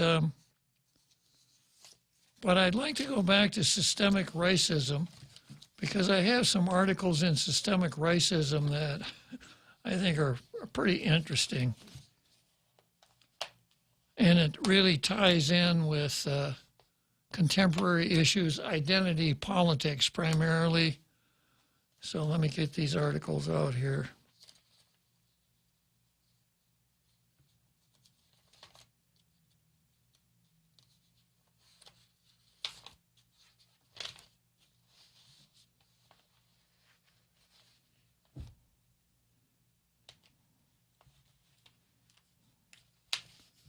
I'm going to start out here with the crying Indian. Do you remember the crying Indian, Jose? I remember a commercial. Yeah, then you saw like the Grand Canyon or something. Polluted. Then the Indian was crying. Yeah. One tear dropping out of his eyes. Powerful. That was back in the 70s, yeah. Yeah, that was powerful, wasn't it? Yeah. Very powerful. And this probably may have occurred when you weren't watching, but Marlon Brando was awarded the Academy Award Oscar for his role as the Godfather in a movie of the same name. But he didn't come on stage to accept it. Instead, he sent a young girl named Sachin Littlefeather to come on stage to say that Marlon was turning down the Oscar because of the way Native Americans were treated in the United States. Interesting, huh? What do those two people have in common? Well, let me tell you. I've got an article here. I'll read parts of it. Back in 1973, when more than 40 million Americans still watched the Academy Awards, an actress who called herself Sachin Littlefeather took the stage as a proxy for Marlon Brando, who was boycotting the proceedings despite being the prohibitive favorite to win the Best Actor for his role as Vito Corleone in The Godfather. Brando was protesting what he said was Hollywood's mistreatment of American Indians. Dressed in beaded doeskin, her long dark hair secured by colorful woven ties, and her fingers and wrists adorned by turquoise jewelry, Littlefeather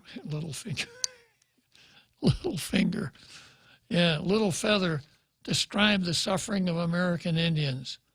I spoke my heart, not for me, myself as an Indian woman, but for we and us, for all Indian people. The Academy didn't question Littlefeather's Indian identity, although the things she later said should have aroused at least some curiosity, if not suspicion, about her tribal credentials. She said she was White Mountain Apache and had grown up in a shack.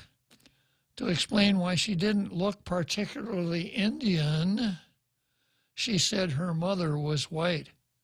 She first described her father as an Apache, but later as half Apache and half Yaqui and all alcoholic. She said that she and her mother were regularly abused by him. After her appearance on behalf of Brando, Littlefeather got roles playing an Indian in several of the worst movies ever made, like The Trial of Billy Jack, filmed in Albuquerque. Everybody in Albuquerque loved it. Johnny Firecloud, Winterhawk, and Shoot the Sun Down. Without acting chops or great beauty, her minimal roles ended in 1978. She blamed it on being red-listed by the Academy, but except for a couple of uncredited bit parts, her movie roles all came after her 1973 awards appearance. For 50 years afterwards, she kept repeating her false story until June 2022, the Academy issued a formal apology for the suffering they had supposedly caused her. Little Feather's limited acting career did allow her to establish herself as a professional Indian, being interviewed by Indian media about every Indian issue du jour. Although she often said things that were demonstrably untrue, she was never challenged, only patronized.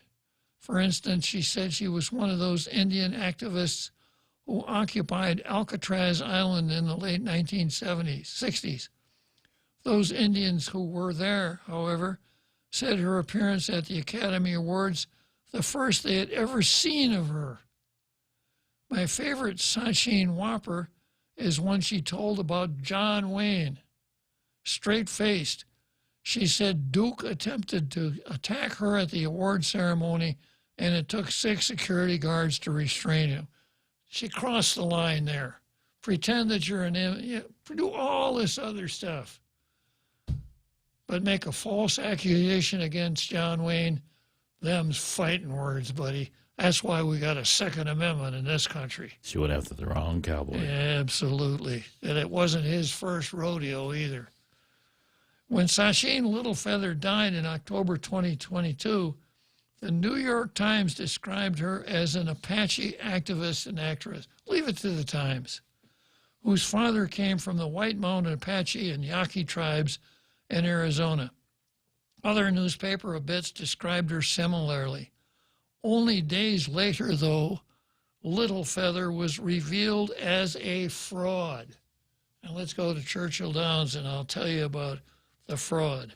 Back at it again with the Lenten season menu with Mezcla, giving you a variety of food you can enjoy and pick from, like the fish tacos, spicy buttered shrimp, parrotfish escabeche, lobster pad capral pasta, crab-crusted Chilean sea bass, and more. There you have options. Offered at Hagatna location for lunch and dinner only at Mezcla. For reservations, call 671-479-2652. What are you waiting for? Let's go celebrate the Lenten season with Mezcla. Wishing you a happy, healthy, and prosperous new year from your friends at Security Title. As we clean house for the new year, this is an excellent time to make sure the title to your land is also in order. It doesn't matter if you own a ranch in Inarajan, a house in Dededo, or a hotel in Tumon. Keeping the ownership clear promotes peace in the family and can avoid future misunderstandings. When it comes to your family property, call the professionals at Security Title. We are here to help.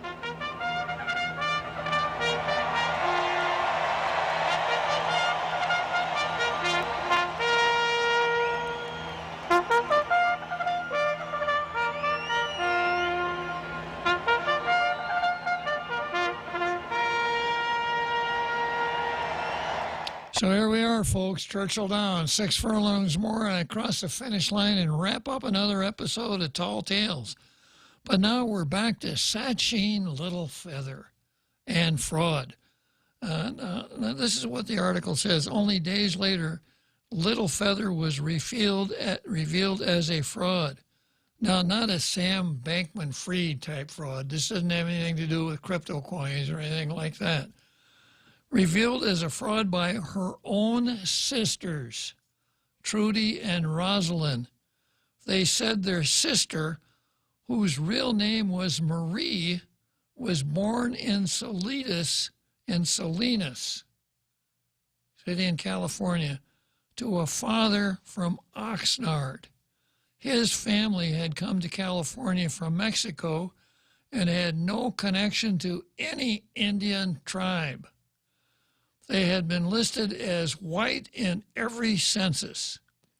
The mother was Geraldine Barnitz, of French, German, and Dutch descent.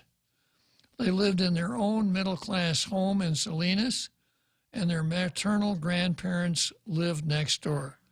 Their father was not an alcoholic, and he abused no one. So it was a great story that Sacheen told. A wonderful story. There was only one thing wrong with it, Jose. It wasn't true. But it shows that even back in 1973, identity politics could trump other cards. They said Marie became interested in modeling and acting when she was a student at San Jose State and later in San Francisco, with all things Indian becoming a fad in the counterculture of late 1960s. Marie Louise Cruz soon began marketing herself as Sacheen Little Feather. When Playboy issued a call for Indian models, she responded immediately. San Francisco Chronicle columnist Herb Caen recounted the incident. Sacheen Little Feather, the Bay Area Indian princess, and 9 other tribal beauties are sore at Hugh Hefner. Playboy ordered pictures of them riding horseback nude, and then Hefner rejected the shots as not erotic enough. Well, they were only riding the horses, Jose.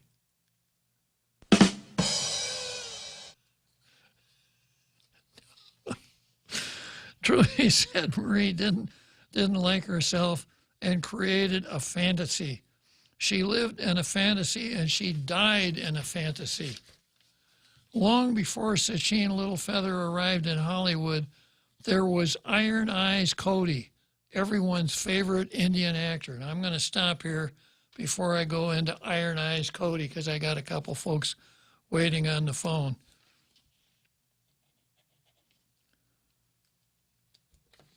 Two, yeah. Let's see who I got here. I got Johnny Utah. There are a lot of Indians in Utah, you know. And I got Mark Cruz.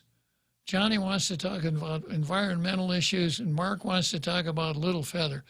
So I'm going to do Mark first, Johnny, because he's on topic, and then maybe I'll come back to you. Go ahead, Mark. Hey, Uncle Bob. Hey, do you think Marlon knew that she was a fraud when he did what he did? Because I remember watching that because it was in the PDN about what happened, and then we had to wait a week to actually watch it on TV. Right, yeah. Yeah. So do you think Marlon knew that she was a fraud? I suspect so. Oh, so he pulled one over on the Academy. Not only did he reject the statue, he sent a fraud up there, and now here, how many years later, everybody realizes yeah. it was, 50 years that's later. Crazy. It is, yeah.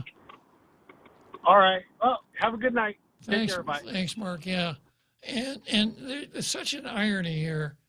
Her rap is the way Hollywood disrespects Indians. And she goes up there pretending to be an Indian to advance her own career. As bad as Hollywood might have been, it was never that bad. She would have been more successful if she ran for senator. Exactly. And then with Mark's comment, if Marlon knew about it, that makes it even worse. She's taking one of the top guys in Hollywood and using him to commit her own fraud against Native Americans. Pretty bad. All right, let's see what Johnny wants to talk about as far as the environment is concerned. Go ahead, Johnny. Hey, Judge Bob. Well, it's connected to your topic, actually. Your crying Indian, he wasn't an Indian either. Say again? The crying Indian. I'm going to come to that, Johnny. Don't spoil my punchline here. Okay. So that was one thing I was going to say, but I guess I won't talk about that. But the other thing too, though, is that those commercials, like you said, they were virtue signaling environmentalist ideologies via, cultural appropriation and stealing the identity of American natives to represent their opinion. And today, look at where we're at today. We have whales all over the place showing up on beaches in areas where these windmills are being built offshore. We have multiple train wrecks all over the United States occurring almost every other day. We have warehouses burning up with toxic fumes. There was a sulfuric accident burned in Tucson, not real close to where I lived for 2 years, just a couple days ago. There's all these environmental catastrophes happening with chicken coops being burned down that feed the world eggs and everything else. But yet you hear nothing from the environmentalists. They're silent. There's not a word. But if they talk to you about a gas stove, then it's the end of the world. You need to hand over your gas stove, and it's just such a hoax and such lies that it's becoming so obvious that it's as obvious as Biden going to Ukraine and not to New Palestine, Ohio. Everyone is aware, and it's starting to cross political lines. I really do, because this is getting too much. But that's what I wanted to say. Well, the political lines are not as firm as they used to be. Witness the minority leader of the Republican Party here saying, I'm just going to, maybe, yeah. Instead of introducing the bill. Exactly. Yeah. Yeah, I agree. They might as well just have a zoo party, with rhinos and donkeys. Are we back to Sachin and Hugh Hefner and the horses? Absolutely. Yeah, we can. Yeah. Well, as long as it has that, that bare naked lady on it. Well, hello. It didn't work for Hugh Hefner, so there we go, Johnny Utah. Well, I thought that was a good joke you made, though. You made me laugh. I just wanted to say that. Well, thank you very much. It's always a pleasure talking to you all the way from Salt. What's the weather like in Salt Lake today, Johnny? Cold. We haven't been above. I think it may have got to like 36 degrees. We're getting another winter storm. What is today? Monday. So tomorrow actually it might be already here. We're going to get another foot of snow in the next couple of days here in the valley, not just in the mountains. This is an extraordinary season. Record snowfalls in the mountains. We're going to have one heck of a runoff in the spring when the melt comes. You got snowplows in Salt Lake City, right? Oh, of course. Yeah, they actually do a really good job of it. Yeah.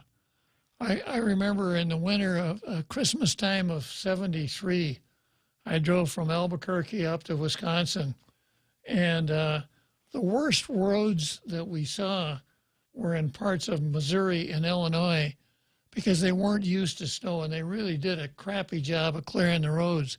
When we got up north of Wisconsin, no problem. Roads were clear as a bell, even though it snowed a whole lot more.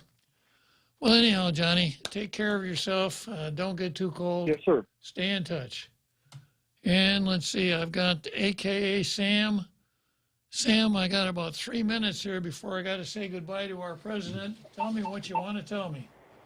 Okay, it won't take that long, but notice the other day that I got to thinking in the past history that every president had some sort of look-alike or double that they paraded out in comedy shows and all that. With the exception of Jeff Dunham and his buddy Walter, I haven't seen that body double of either Joe Biden or Brandon. Yeah, well, maybe it's a blessing. I think one of them is more than enough. AKA Sam. AKA Sam, watch Greg Gutfeld because there's a comedian named Tom Shalhoub that does an awesome Biden. Oh, okay. Yeah, that's going to get you. I guess I haven't seen it, but You must watch. I just thought, man, he is really well protected that he doesn't have some comedy act out there body doubling him. Yeah, well, he's funny. We don't see. He's funny enough all by himself, We wonder who his writers are. Kamala. Yeah, Kamala's his joke writer. Either Kamala or Michelle Obama. the next president, the next Democrat nominee, Michelle Obama. Remember, you heard it here first. All right, well, let's go, Brandon. Have a good show. Okay, and good talking to you, okay, Sam. What have I got here? Just a couple seconds. And on March 8, 2021, 6 weeks into his presidency, I don't have time for it. I have to save this one till tomorrow. Okay, let's go, Brandon.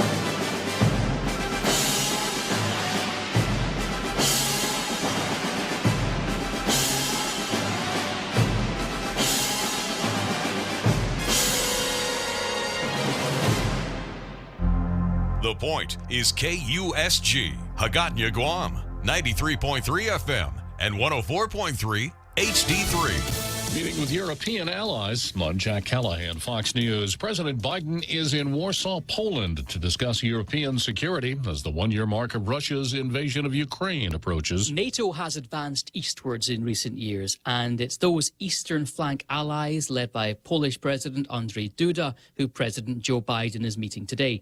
We're expecting a speech by President Biden designed to resonate with US allies and further rally support behind Ukraine, but it'll also contain a message for Russian President Vladimir Putin and the Russian people.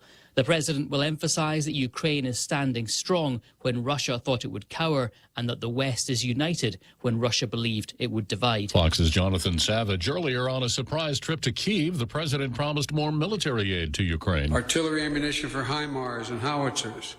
More javelins, anti-armor systems, air surveillance radars to help protect Ukrainian people. The president telling Ukraine's President Zelensky the U.S. will support them for as long as it takes. An hour from now, Russia's President Putin is to address his country's parliament on the war in Ukraine.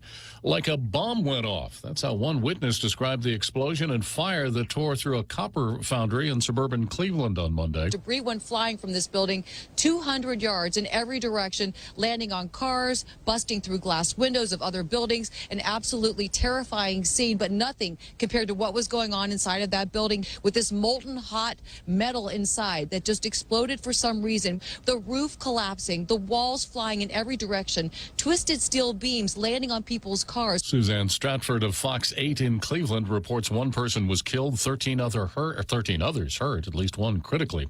Another earthquake has shaken southern Turkey and northern Syria, killing 3 more people and injuring hundreds. 2 weeks after that 7.8 magnitude earthquake. America is listening to Fox News.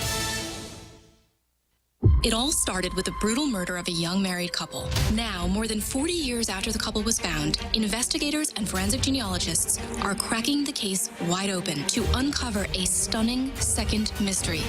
Where's the baby? I said, well, wait, he had a baby? We cross the country speaking with victims' families and those close to the case as we ask, what about Holly? I just want to know what happened. Available on FoxNewsPodcasts.com and wherever you listen to your favorite podcasts. Get all of your favorite Fox News podcasts commercial-free on Apple Podcasts with Fox News Podcasts Plus. From Dana Perino, Kennedy, Ben Domenech, The Duffys, and many more. Subscribe now by going to FoxNewsPodcasts.com. The Fox News Rundown, a contrast of perspectives you won't hear anywhere else. Your daily dose of news twice a day, featuring insight from top newsmakers, reporters, and Fox News contributors. Listen and subscribe now by going to FoxNewsPodcasts.com. It's Tuesday, the 21st of February. In New Orleans, it's Fat Tuesday and the crescendo of Mardi Gras. This year's Mardi Gras in New Orleans has looked more like pre-pandemic years, with no more COVID restrictions and parades in full swing for the second year in a row. And for the first time in recent memory, a Latin American man is serving as Rex, King of Carnival. Tulane professor Ludovico Fioli is a native of Costa Rica, but has lived in New Orleans since 2000. I've come to understand the wonderful good fortune that being able to congregate with the community represents. Today is Fat Tuesday, marking the close of Carnival season. Tomorrow is Ash Wednesday, which marks the start of Christian Lent.